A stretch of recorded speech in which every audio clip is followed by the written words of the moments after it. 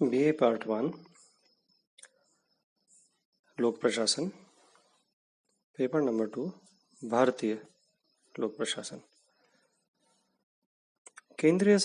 भारत के केंद्रीय सरकार के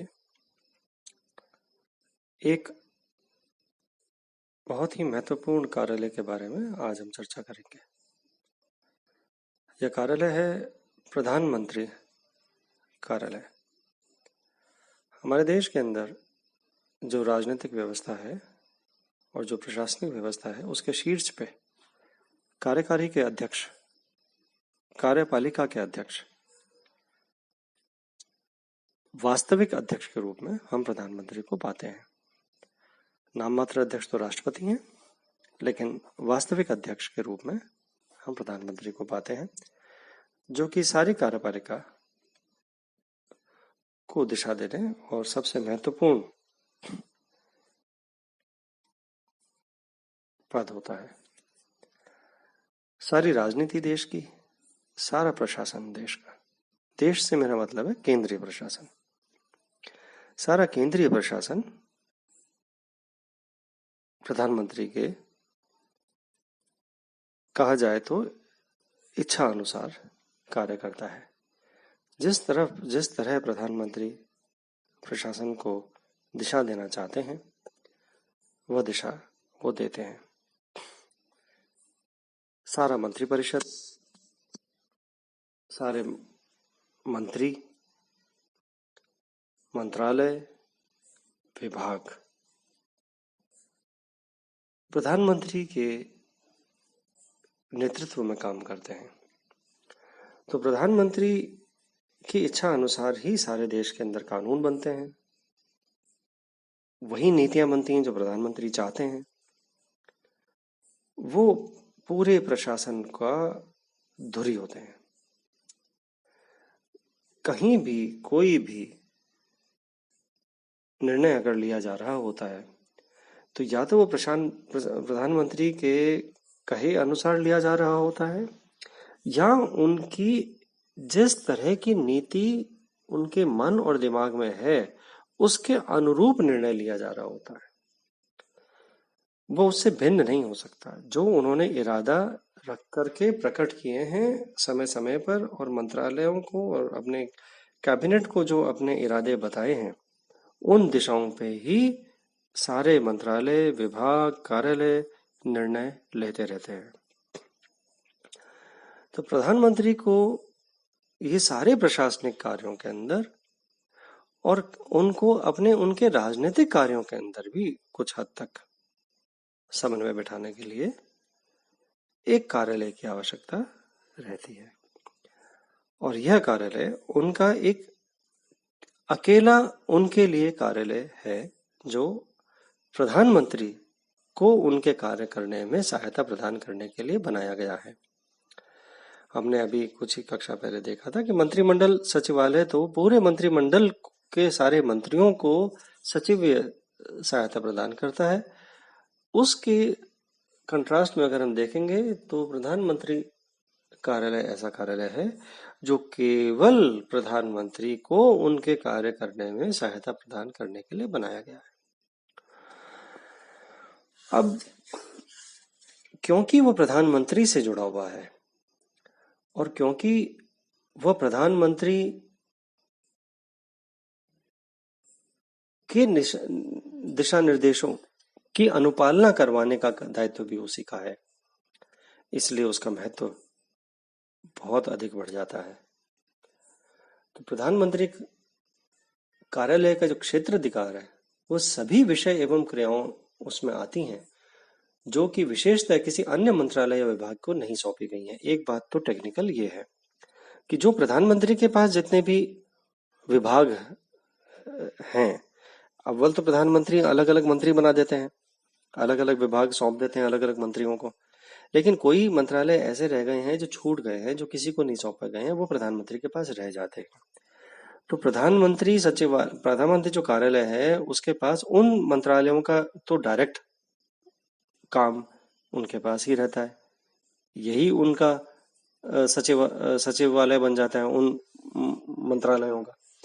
इसके अलावा प्रधानमंत्री के लिए यह सुविधाजनक है कि सामान्य विषय हैं जिन्हें किसी मंत्रालय को नहीं सौंपा गया है, जिनका स्पष्ट वर्गीकरण नहीं है, ये सब भी उन्हीं के पास रहते हैं, इसी कार्यालय के साथ उनका निष्पादन होता है। तो उन सभी संदर्भों जिनका संबंध प्रधानमंत्री के साथ कार्य व्यापार के नियमों के अंतर्गत आता है एवं जो प्रधानमंत्री के पास हैं, उनको देखना पीएमओ का काम है। मैं अब उसको पीएम बोलूंगा, पीएमओ बोलूंगा, प्राइम मिनिस्टर ऑफिस, प्रधानमंत्री कार्यालय, प्राइम मिनिस्टर ऑफिस, पीएमओ। और प्रधानमंत्री ऑफिस का कार्यालय का काम है पीएमओ को कि प्रधानमंत्री के मुख्य कार्यपालक के रूप में सभी उत्तरदायित्वों को निभाने में सहायता करना। ये मुख्य कार्यपालक है, देश के केंद्रीय मंत्रालयों के मुख्य कार्यपालक है, तो उसको उनके काम में सहायता प्रदान करना। प्रधानमंत्री को योजना आयोग के अध्यक्ष के रूप में, अब हालांकि योजना आयोग से पलट करके नीति आयोग बन गया, तो उसके अध्यक्ष के रूप में उत्तरदायित्व निभाने में सहायता करना।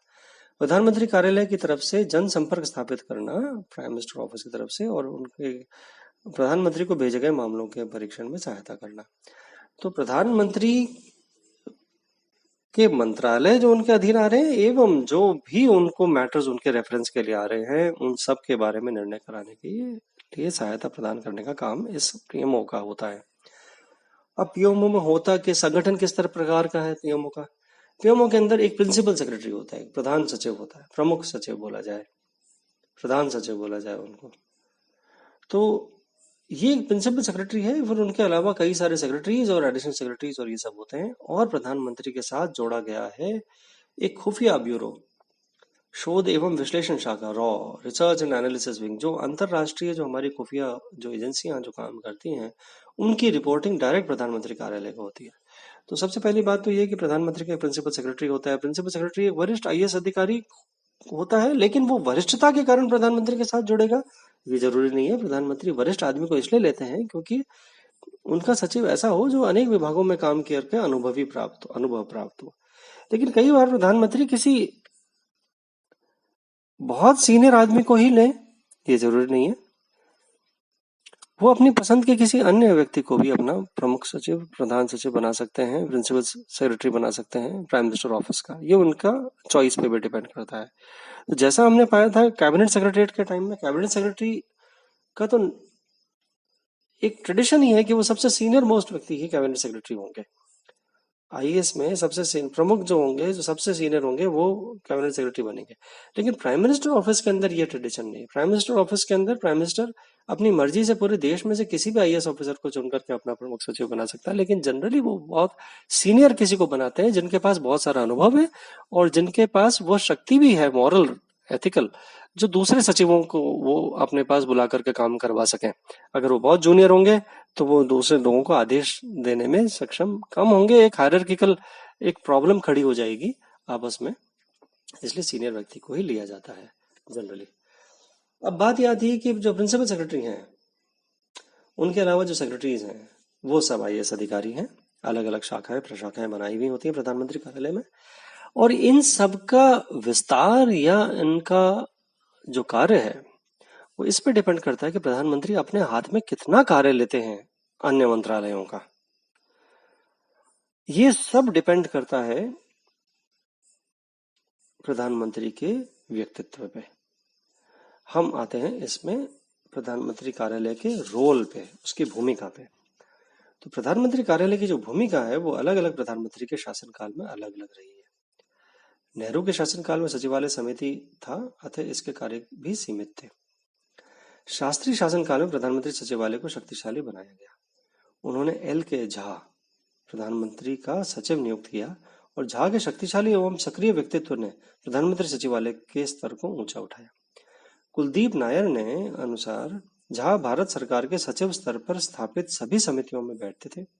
सभी मंत्रालयों को निर्देश दिए गए थे कि सभी विषयों में वे प्रधानमंत्री सचिवालय को ध्यान में रखें। समय व्यतीत होने पर झा काफी प्रभावशाली हो गए और उन्हें सुपर सेक्रेटरी कहा जाने लगा। श्रीमती इंदिरा गांधी के शासनकाल में पीएन हक्सर के नेतृत्व में प्रधानमंत्री सचिवालय एक स्वतंत्र कार्यपालिका बन गए थे।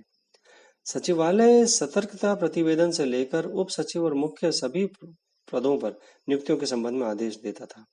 गृह और विदेश संबंधी जितने भी निर्णय थे वो सब प्रधानमंत्री कार्यालय से निकलने लगे थे। राजीव गांधी के आने के बाद प्रधानमंत्री कार्यालय के शिखर पर राजनीतिकों को नियुक्तियां भी दी गई। तो कार्यालय में अरुण सिंह, जॉर्ज फर्नांडिस, अहमद पटेल की नियुक्तियां की गई। बाद में सरला ग्रेवाल और ओतेमा बोरदिया को नियुक्त किया गया। राजीव गांधी के नेतृत्व में भी प्रधानमंत्री कार्यालय का अधिक सक्रिय एवं शक्तिशाली स्वरूप देखा गया है। लेकिन जब प्रधानमंत्री नरसिम्हा राव आए तो उन्होंने कैबिनेट सेक्रेटरी को ज्यादा तवज्जो दी। प्रधानमंत्री कार्यालय थोड़ा सा उनके टाइम पे पहले के शक्तियों से कम माना गया। तो हमने इस सारी चर्चा में यह पाया कि जो प्रधानमंत्री कार्यालय का जो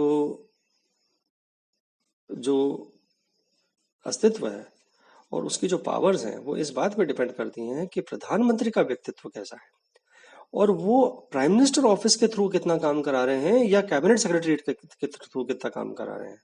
यानी मंत्रिमंडल सचिवालय अगर अधिक काम कर रहा है और वहां समन्वय वहां से ज्यादा हो रहा है, मंत्रिमंडल सचिवालय अधिक काम कर रहा है और प्राइम मिनिस्टर ऑफिस ज्यादा दखल नहीं दे रहा है उधर, प्रधानमंत्री खुद ऐसा नहीं है जो दखल दे सब जगह, तो प्रधानमंत्री कार्यालय की शक्तियां थोड़ी सी कमजोर दिखाई देती है। लेकिन जैसा हमने अभी आपको बताया कि लाल बहादुर शास्त्री के टाइम पे और इंदिरा गांधी के टाइम पे और राजीव गांधी के टाइम पे प्रधानमंत्री कार्यालय के अंदर ऐसे अफसरों की नियुक्तियां की इन प्रधानमंत्रियों ने जो कि सभी विभागों पे नजर रख रहे थे, सभी कार्यों पे नजर रख रहे थे, सूक्ष्म नजर रख रहे थे।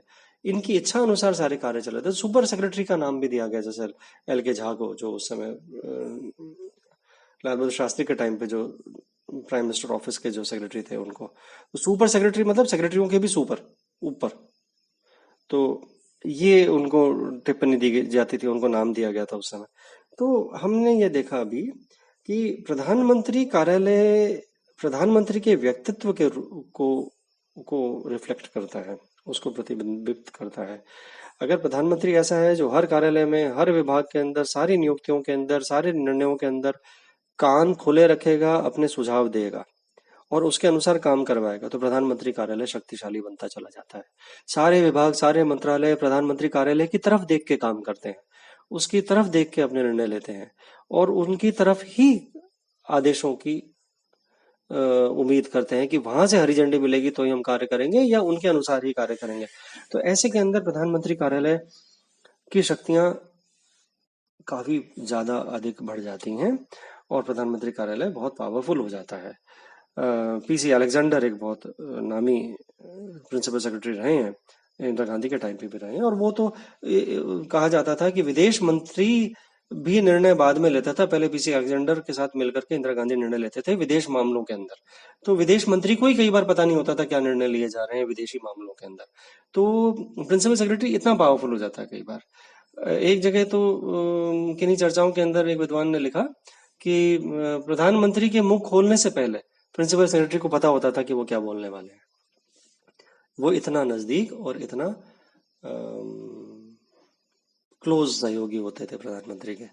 तो प्रधानमंत्री कार्यालय की शक्तियां किसी रूल बुक में नहीं लिखी हुई हैं, उसकी शक्तियां उनकी प्रैक्टिस में आती हैं कि प्रधानमंत्री कितना दूसरों के कार्य में दखल दे रहे हैं, दूसरे मंत्रियों के कार्य में, दूसरे मंत्रालयों और विभागों के अंदर दखल नहीं कहा जाए, कितना दिशा निर्देश दे रहे हैं, कितना कितना नजर रख रहे हैं, कितना उसके अंदर अपना प्रभाव छोड़ना चाहते हैं, इस पे डिपेंड करता है कि प्रधानमंत्री कार्यालय के अधिकारियों की कितनी शक्तियां हैं। तो प्राइम मिनिस्टर ऑफिस जब जब पावरफुल प्राइम मिनिस्टर आए हैं, पावरफुल पर्सनैलिटी वाले प्राइम मिनिस्टर आए हैं, तब तक वो बहुत पावरफुल बन गया है।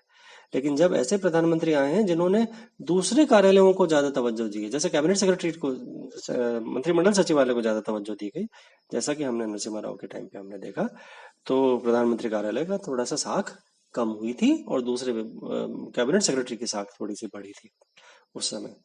तो आज की चर्चा के अंदर हमने समझने की कोशिश की है कि प्रधानमंत्री कार्यालय कैसे कार्य करता है, और अंत में मैं एक निष्कर्ष आपको ये देना चाहता हूँ कि साधारणतः प्रधानमंत्री कार्यालय में पद का स्तर वही होता है जो प्रशासन के मंत्रालयों में तदनुरूप श्रेणी के पदाधिकारियों का होता है। तो मतलब उनके सेक्रेटरी और उनका ऑफिसर्स का तो लेवल तो वही होता है जो दूसरे अधिकारियों का होता है। वस्तुतः प्रधानमंत्री कार्यालय का नीति निर्माण निकाय के रूप में महत्व बढ़ता जा रहा है, क्योंकि सारे नीतियां, सारे इरादे यहीं से डायरेक्शन जाते हैं, सही से यहीं से निर्देश जाते हैं। तो यदि कार्यालय के सचिव की भूमिका मित्र, मार्गदर्शक और परामर्शदाता जैसी हो, तो वह अधिक उपयोगी होगी। किंतु यदि कार्यालय समानांतर सरकार का प्रतिरूप ग्रहण करने का प्रयत्न करता है तो उसके प्रशासनिक दृष्टि से लाभकारी परिणाम नहीं होंगे। तो यानी हमें ऐसा प्रधानमंत्री कार्यालय होना चाहिए जो कि प्रधानमंत्री का मित्र और सहयोगी और परामर्शदाता के रूप में कार्य करे। आज की चर्चा को हम यही विराम देते हैं। धन्यवाद।